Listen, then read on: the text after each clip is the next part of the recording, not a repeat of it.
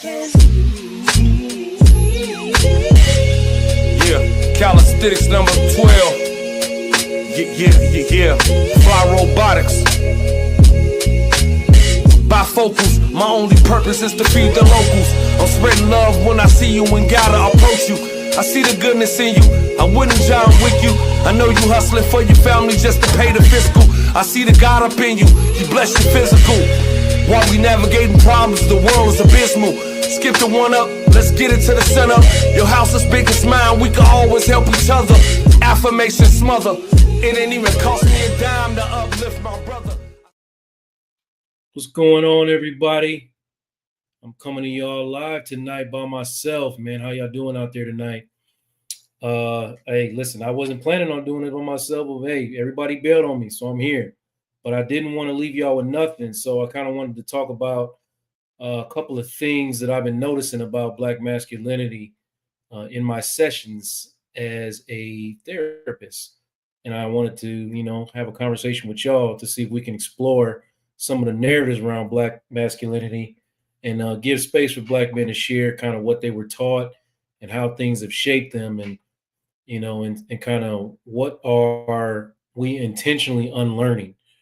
So this will I'm trying to provide validation for other men and education for any women who might be listening to kind of, move the conversation forward, so to speak. And I want to start with, first of all, how y'all doing out there, man? Who we got in the chat? Okay. What's going on? What's going on?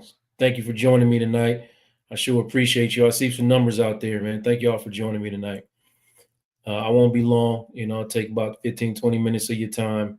And please, if you have any questions, you want to jump into the conversation, please do so. I'm welcoming every comment.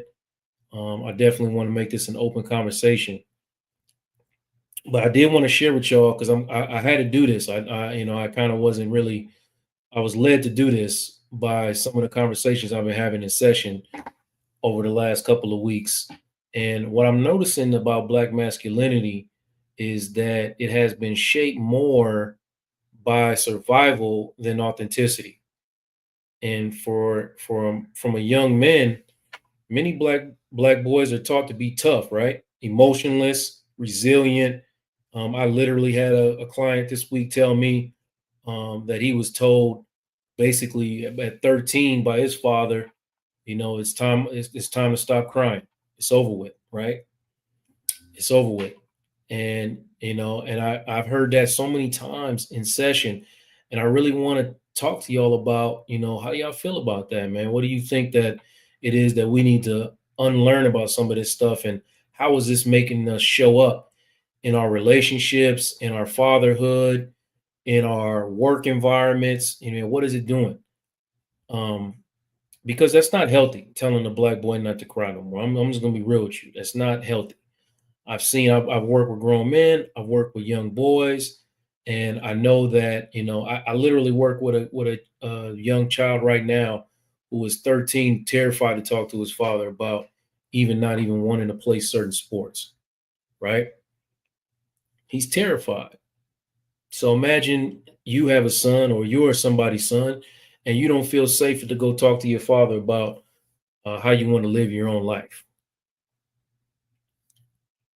Tell me about that, man. What y'all think about that? What do y'all think about that? Because this is a necessary conversation in a world that basically criminalizes us for softness and dehumanizes us for vulnerability. This has led to emotional suppression, and that being mistaken for a strong man. Don't cry, man up. You got to be the man of the house. Okay? And without context, those things are really physically harming us.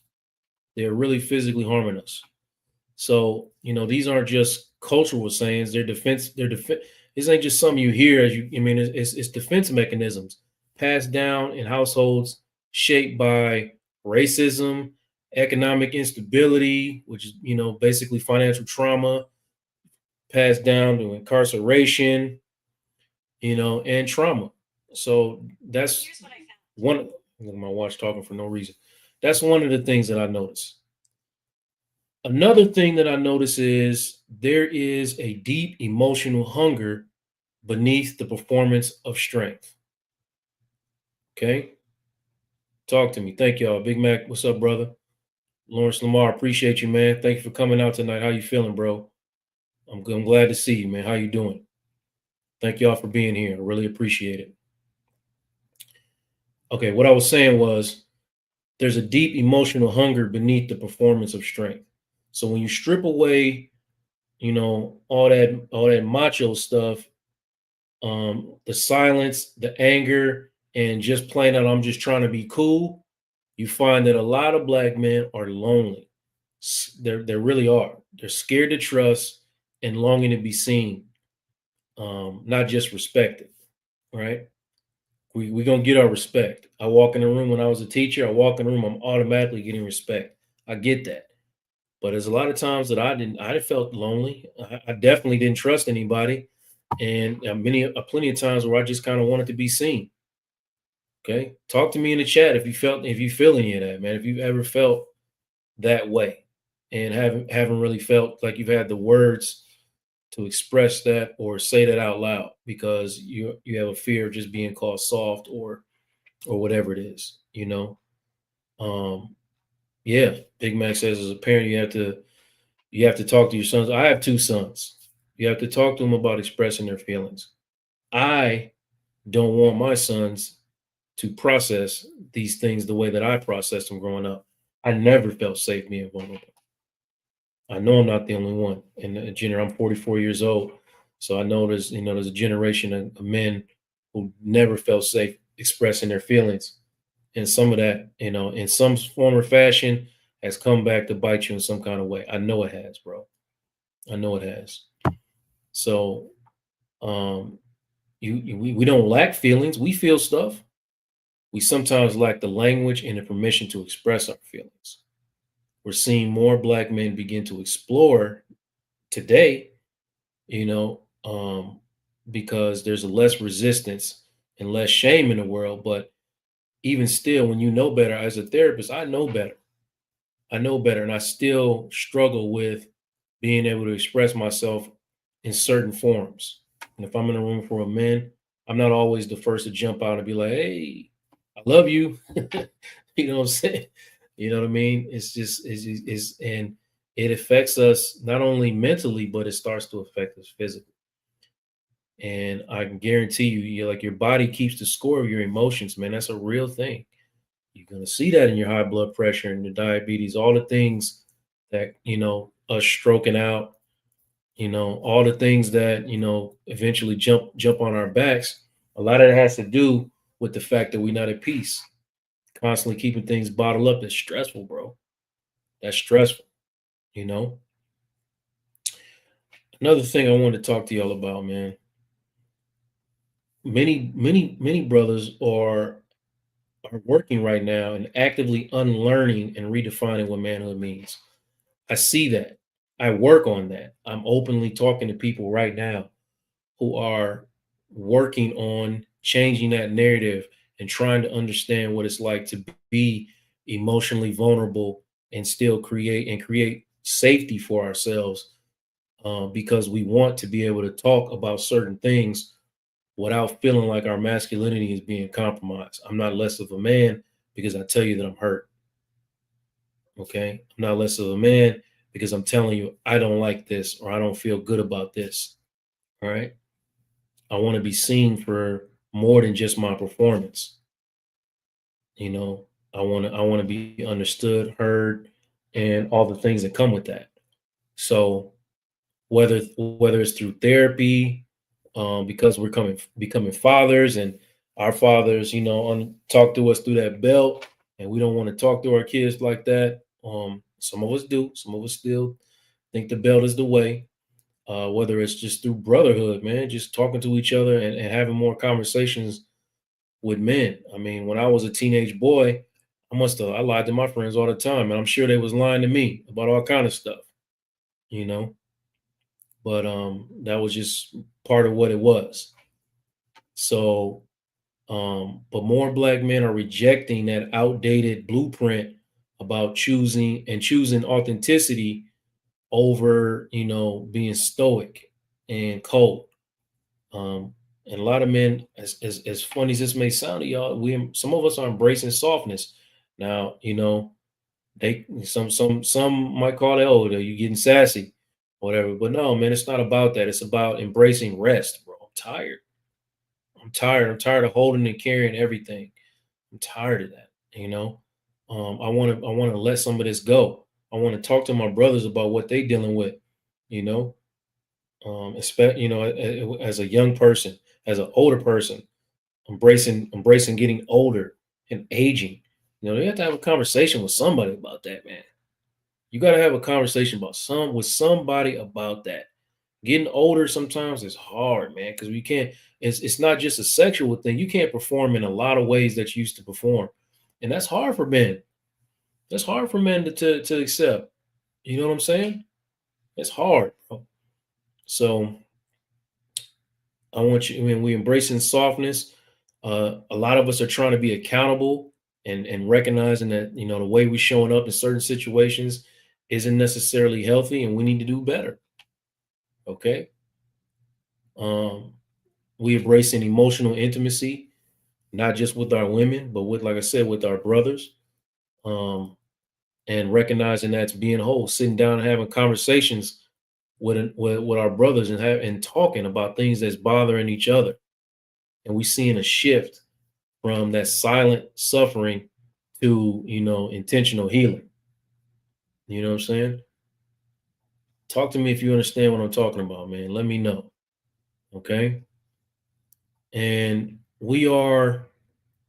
want y'all to understand that we are trying to create emotional safety for Black men. That's what the mission I'm on. You know, I want to be able to create emotional safety for Black men and make them and help them create emotional safety for their women or their partners, or whatever in their relationship with. Okay. We in the barbershops, in our friend circles, in relationships, in therapy, we need to create emotional safety in these spaces. It's not enough to tell a Black man to be vulnerable. We need to respond well when they are. Stop laughing at brothers who's crying, okay? Who's showing emotion. All right. Let's stop making fun of them. Let's stop calling them names. Let's stop rolling our eyes. We need to respond well when brothers are without judgment. We need to respond well when people are being vulnerable. Are we listening without judgment? Are we making space for softness, for confusion, for grief? Man, we losing. I mean, and grief is just not mean loss of life. Some of us got to grieve the fathers that we never had, that we wish we had. And that man's still alive. That man's still alive. But he's never going to be the man that I wanted him to be. So I got to grieve that. Stuff like that, or the career went wrong some kind of way. I thought in my mind I was going to be doing this for the rest of my life. Now it's not a possibility for me anymore. I got to grieve that dream. I'm not able to have kids for whatever reason. I got to grieve that dream. There's a lot of things that you got to do. It's not just about death. Sometimes you got to grieve what you thought you had for yourself. Okay. So I want y'all to consider that. And I want to help y'all start early with these messages. Black boys are often called little men as early as 3 or 4 years. Hey, what's up, little man? And they're treated like little men early, expected to do everything right, or they got behavior issues, or, they're getting calls home, all these things, right? But we're not allowing our little Black boys to be kids because we know they can't go into certain spaces and be a kid because we know why, right? We know why. So we got to give them opportunities to be boys. Okay. We got to give them opportunities to be boys. We got to protect their innocence and not rush them to the stoicism. It's tough though, right? Because there's a layer that of this country, especially when we talk about American Black boys, where we have to prepare them for a different type of warfare out there, you know. Um, and I understand the line. I understand where it is. So I'm not asking you to be dishonest with your children. I don't recommend that. I recommend total honesty. But if there's ways for us to enhance the protection of their innocence, then you know what I mean. I want us to try to do that some kind of way. Okay. Um, we got to pay attention to how we talk to them about crying, how we talk to them about love, how we talk to them about fear, because the story of their brain is just early is getting written, and when that story of your brain is still on your mind right now as a grown man, something that was written when you were a child, and your brain has done everything in its power to protect you from what you are afraid of, and that is why you behave the way that you do. All right, that is like it seems like the brain's number one function, and sometimes, and most times, and what I'm experiencing in my counseling practice is that most come on, man, put that out. Most times, fear is going to trump logic. Okay, fear is going to stop. Fear is going to trump logic. Okay, all right. So, um, yeah. So who's telling our stories? We watch TV, we watch movies, and we have lived experience, but we need to elevate the voices that talk about healing, that promote vulnerability. Um, there's the multi-dimensional black male identity. We're not a monolith at all times. There's several different versions of us, and some guys feel comfortable with the stoicism. I'm not criticizing them, man. If you're at peace, then do what it is that makes you at peace. I'm talking to the men who are not at peace with that stoicism, who feel tired, who feel worn out, who don't feel like there's a space for their emotional safety. Those are the guys that I'm talking to. You know, so I really want y'all to consider what that is. All right, and elevate those voices. So who's telling our story, right? All right, I don't got much more to say to y'all. I just wanted to explore some of those narratives and kind of see where we could take this conversation in just this brief amount of time. You know, so y'all let me know kind of what is on your mind. What are you thinking about? I know for many of us, like I said, for many black men, it's a very harmful narrative, right? Around masculinity. And I really wanted to have this conversation. We inherited a definition of manhood that's just rooted in survival. Okay.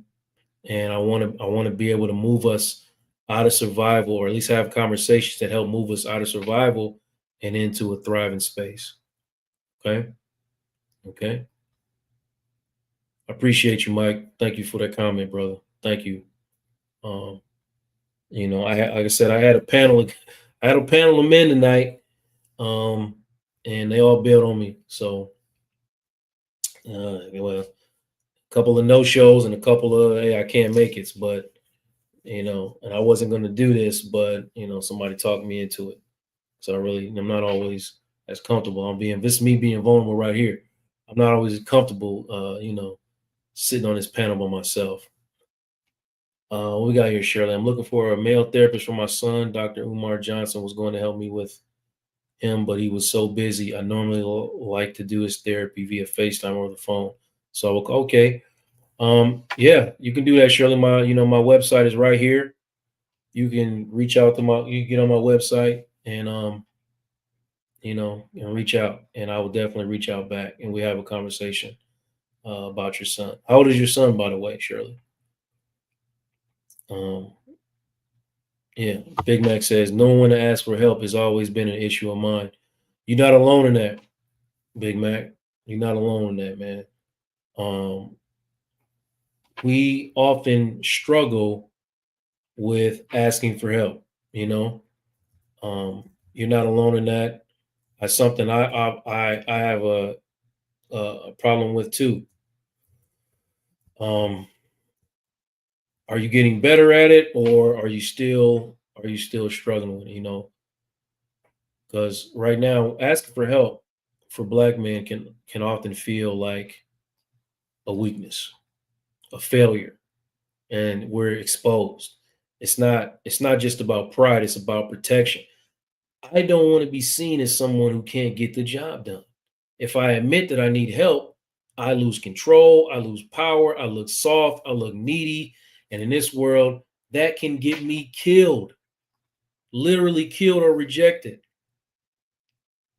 That's a real reality for a lot of us, Big Mac. So I hear you, bro. You're not alone in that feeling. This isn't And it's not accidental, man. It's passed down from generations and reinforced by every time we turn on the news or every time we show up for work, every time we in different circles, especially, professional Black men or Black men trying to climb different ladders. Culturally, we are taught to just figure it out, man up, instead of asking for help.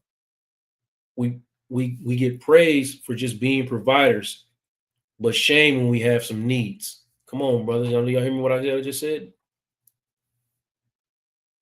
Did y'all hear what I just said? We get praised for being providers, but shamed when we have needs. Shame when we have needs. Curry, thank you, brother. I really appreciate the support, man. I mean that from the bottom of my heart. Thank you for showing up. I appreciate all of y'all for riding with me right now. I see it's a good number of people out there watching, and I appreciate every single one of y'all. Thank you. Yeah, I thank God for my uncles as well. My uncles were a good sounding board for me. They weren't really They really teach me a whole lot of vulnerability, to be honest. Um, but they were present, and sometimes presence is that all you have to offer? I'll take it. If that's all you have to offer, I will take it. I can't ask people to give what they don't have. Okay, 15, Shirley, got it, got it. I'll definitely reach out. We can do a consult and have a conversation, and see if there's any way I can help you. I appreciate you considering me. Thank you very much. But yeah. So there's a back to let me finish my thought on this ask for help thing. Um, the cost of that, the cost of not asking for help, silent suffering. You suffering in silence, which is painful. Isolation in relationships. Isolations in relationships. Emotional shutdowns, or eventually the big blowups. The big blowups because you didn't shut down over and over and over again, and you feel unseen and misunderstood, and then those triggers get pulled, and then bam, you blowing up. You can't even control it. And afterwards, you feel probably like an idiot for blowing up. You know, um, health issues, like I told y'all, that's the cost of not asking for help. And then that generational trauma goes unchecked. I want y'all to remember that. And then you just passing that same mindset down to the next generation, whether it be your sons, your nephews, your grandchildren, just passing it down. Appreciate you, Illy. I appreciate you, man. Thank you so much. Thank you so much. Thank y'all so much, man. This means a lot to me. These affirmations mean a lot to me. Like I said, I really wasn't cool. I really wasn't trying to do this by myself, but y'all doing a lot for me right now. Thank you. I appreciate it. So yeah, we need to shift that mindset, man. It's not weakness. It's not a weakness to ask for help. You know, Big Mac, I'm gonna just share that. I met you in real life, bro. I would ask you for help in a flash. So I hope that you would do the same, have the same amount of respect for me, and ask me for help as well, man. I would ask you for help in an instant if I needed your help, man. So, and that's because I love you, brother, for real. I can't do, that's where the strength comes in. Basically saying I can't do this alone. You know, hey, I went to therapy and it changed my life. Are y'all going to therapy? The black men in y'all life going to therapy? Are y'all considerate? Are you afraid of it? Tell me what y'all been feeling about therapy. I didn't go to therapy because I was like smart and emotionally intelligent. I had no choice. I broke down. And I had to go. I mean, actually I did. I mean, I checked myself in, but I didn't know what it was when I checked myself in. And I just knew I didn't want to keep feeling like I was feeling. So I checked myself into this is, some years back into a mental institution. And that was my introduction into therapy. They had us in therapy twice a day, you know. And for the first 2 days, it was group therapy. The first 2 days, I didn't say nothing. I didn't say a word. I kind of felt like I don't really need to be here. I don't belong here. And as you can see how that turned out, I'm a whole therapist now. So, but initially, no, I was not going to ask for help. I was going to keep put my head down, keep suffering in silence until a point where I was just about to break. So I need to know, man. Okay, Ellie says I need therapy. All right. Larry says, hey, it's wise to ask for help. It's wise to, yeah. You're right, Larry. You're right. You're right. So, like, I want y'all to I want y'all to go. I want y'all to consider it. If you really feel like you reached a point where you just kind of don't actually know what to do, because I can't imagine being a black man in this country and not needing therapy. What I said, huh? I can't imagine being a black man in this country, the United States of America, and not needing therapy. You know, and yeah, Big Mac is right, man. I hear you, Big Mac. Be proactive. Don't. I wasn't proactive. I'm gonna tell you straight up. I'm telling y'all what I should have done, and I don't like to say should because I don't like to should all over myself. But I did not have. I wish I could tell you that I was proactive in my journey, but I wasn't. I reached a point where I broke, but there was plenty of times when I lost my mother at 15. I lost my father at 16. I didn't go to therapy until I was in my 30s. So do you think in that 20 years? In that 20 years that I didn't need to process some of that grief and what I was believing about myself was I was out there struggling, had my own apartment when I was a senior in high school. I don't need no therapy. Yeah, I needed therapy. I was terrible in relationships in my 20s. I mean, it was just a lot of mess. I was a mess. I was a lot of mess. And I was just going through the motions. So it took me just that building up, building up, building up. And I finally broke. And then I said, oh, let's go to therapy. Let's go to therapy. You know?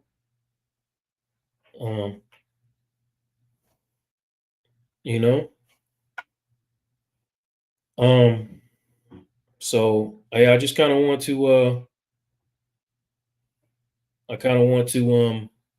share that with y'all, man.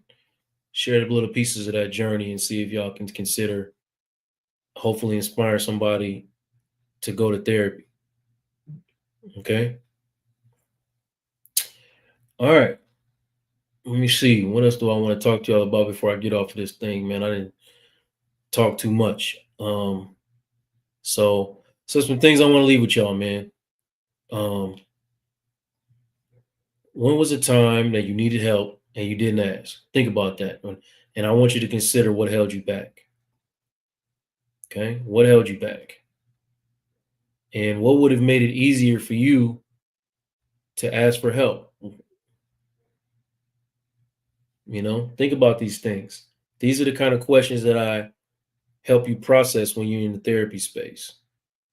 You know, so these are the type of things I want you to think about because understanding the reasons behind the way you show up, is is a one of the main catalysts for the healing journey. All right. Okay. Yeah. Well, I think I'm gonna end it right there, man. Listen, I appreciate y'all joining me tonight. What I gave y'all, man, I gave y'all 30 minutes. I gave y'all 30 minutes. I was only supposed to be on. I was only gonna be here for 15, 20 minutes. I gave y'all 30. Listen, you can find me at realuconsulting.com. All my socials are on there. The link to the podcast is on there, but if you're watching, you already know how to find that. But if you ever want to share my information with anybody, just go to realuconsulting.com and we can link up, or I'll link up with whatever you need me to link up with. I appreciate y'all joining me tonight. Thank you so much.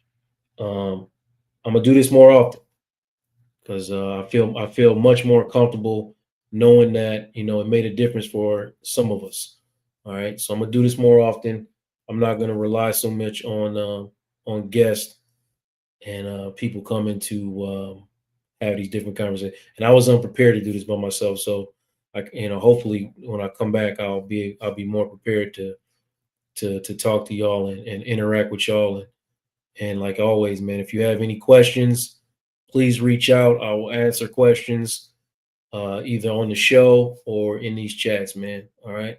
I have no problem sharing my lived experience and my expertise with anybody who needs it. I'm only on one thing. I'm really trying to get as many brothers as I can out of that survivor space into a thriving space, because I truly, truly believe that we are much, much better and healthier as a community if the Black man is healthy and whole. I truly believe that. I truly believe that. We are much better in that space. All right, y'all. Y'all have a good night, man. Thank you very much.